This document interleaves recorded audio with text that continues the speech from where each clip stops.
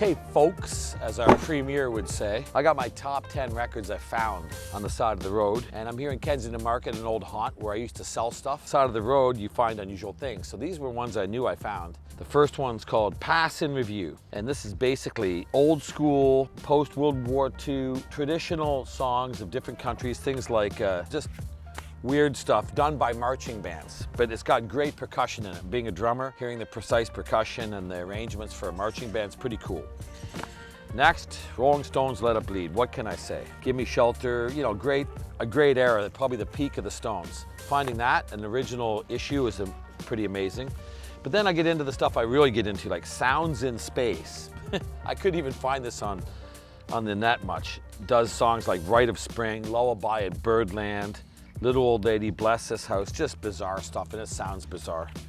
That's interesting. Hard to find Stooges Funhouse, that's cool to find, speaks for itself.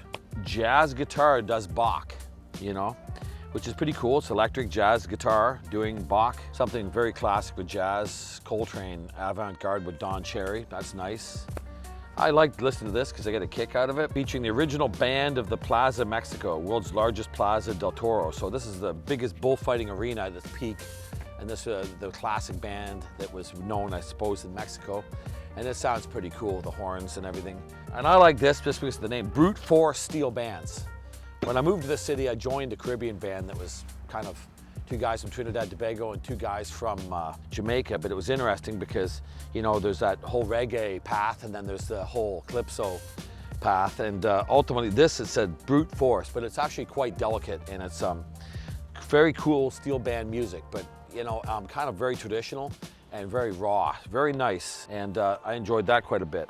This is pretty bizarre.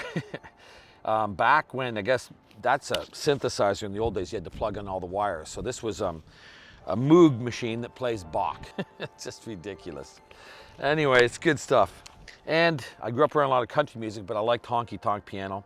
Floyd Kramer, if you know who that is, very classic. It's all instrumental, but standards and really easy listening stuff that might have existed in a different time in a bar somewhere in North America, primarily in the US. Honky tonk piano at its best, upright. They used to put tacks in the hammers, so they'd hit the strings harder with a lot of percussion. So anyway, there you go. That's my top 10 records I've found. Okay, everybody, if you liked what you saw, this is a build-up to what it is I'm doing with these resources. They're leverage for something else, my patent and other things. So stay tuned because you're going to find out what this is all about. Please like and subscribe. Keep watching because it's going to be fun. I got lots of goodies.